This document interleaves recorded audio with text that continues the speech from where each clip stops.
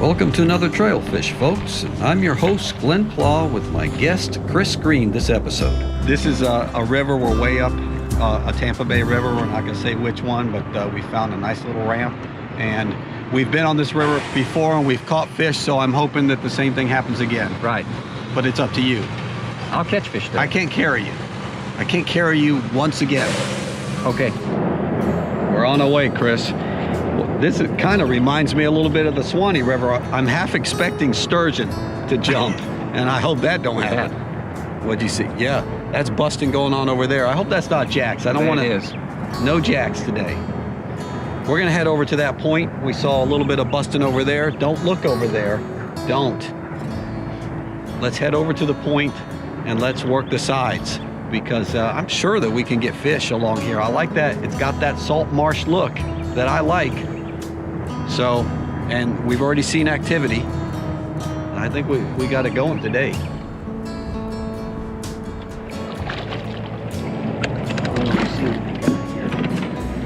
Little baby bear.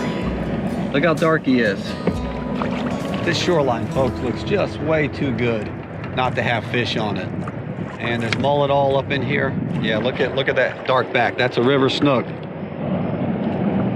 Kris has already had 2 hits. I've been running the troller. He needs to share that with me so I can fish some. I'll share it.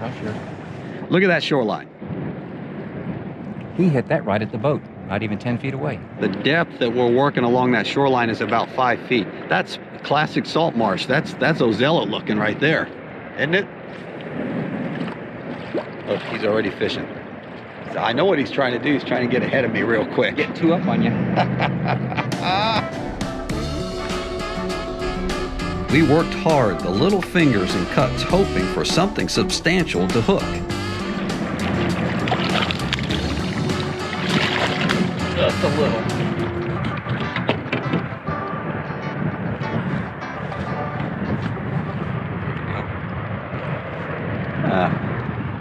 They're all fins, that's why they're feeding. So let me tell you, folks, we've seen some big snook. Kris had a big one on and got off. They're not hitting, you know, that aggressive thunk. It's not happening.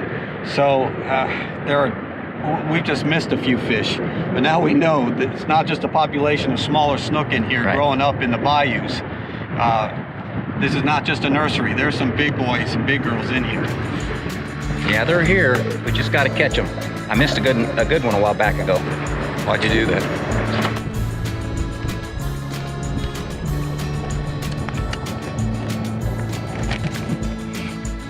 We're taking a popcorn break.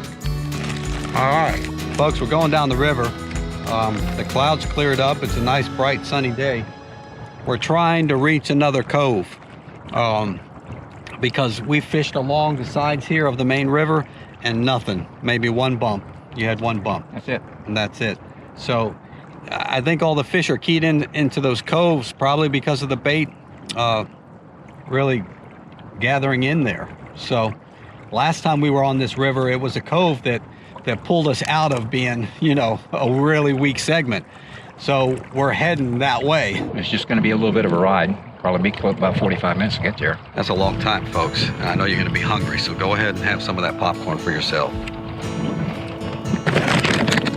Oh, wow. Look at that. Well, obviously, folks, you can see that we're on the other side of the main highway.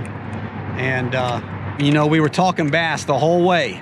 And we've gotten snook. Maybe we get lucky and snag one. Back you go. Now, do you still want to get on over to the other spot there? Let's try fishing here a little longer.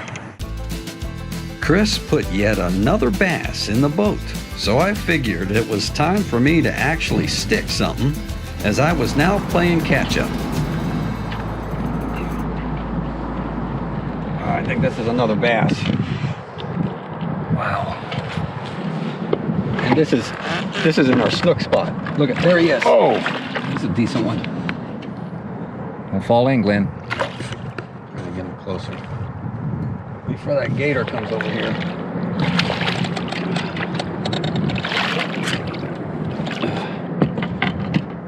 Yeah. These are all nice bass. Beautiful fish. So the last two came from Kris outside in the river. But where we're at right now is really a snook spot, and I just had a snook swipe me. But this is the guy that tagged me.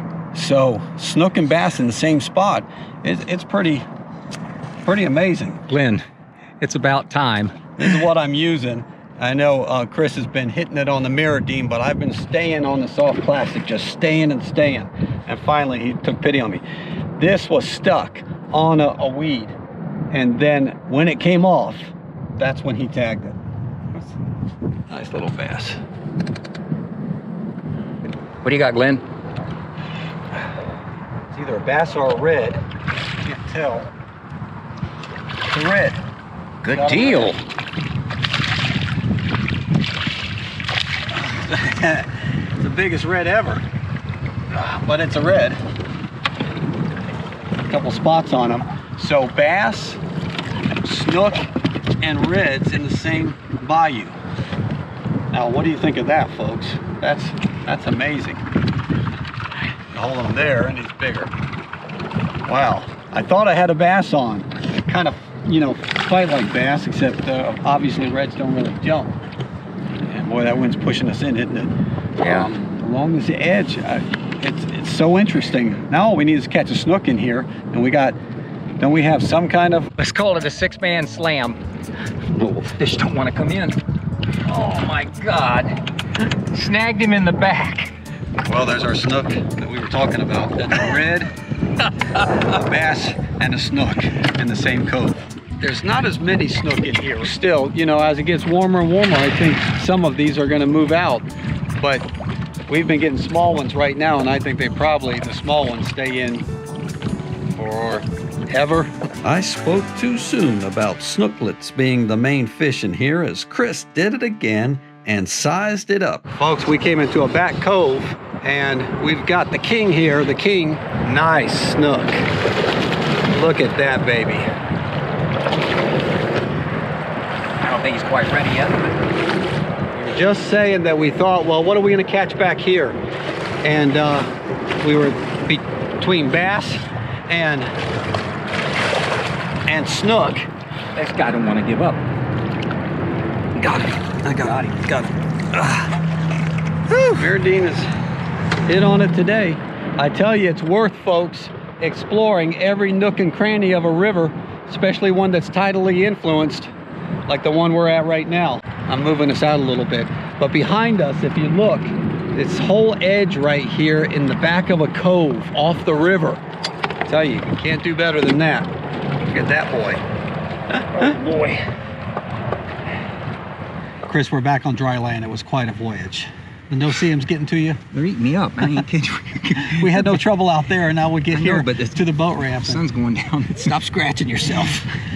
Okay, let's take a look at the Mirrodine. This is the color, and this is the one that really, I think, caught most of the good fish today. I think the Mirrodine did exceptionally well. I didn't start using it until way later in the day, but it seemed to be the plug of choice, because when I broke the Mirrodine out, man, it just seems like the bite was on.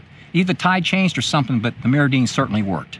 God dang these things. What's wrong? You're scratching a lot. The no-see-ems eating you up? Bad, bad. Okay, try and deal with it. Okay. It'll be all right. But I don't think the jerkbait worked as well. I think there was more flash on this in this dark water, and I think those fish wanted to see that. It got their attention. Right. So that being said, 1/8 ounce jig head. I had a 30-pound fluorocarbon. What do you got on there? 25-pound fluorocarbon. 25-pound. And I'm using a black top DOA with a gold on the bottom there. And normally we've gone down this river a number of times. Had good luck with it. And had good luck with this. The no-see-ems are eating me up. They're all in my ears. All right, let's get out of here before the no-see-ems kill you. They're eating me up. They're killing you. Me? They leave me alone because they know I'm the host.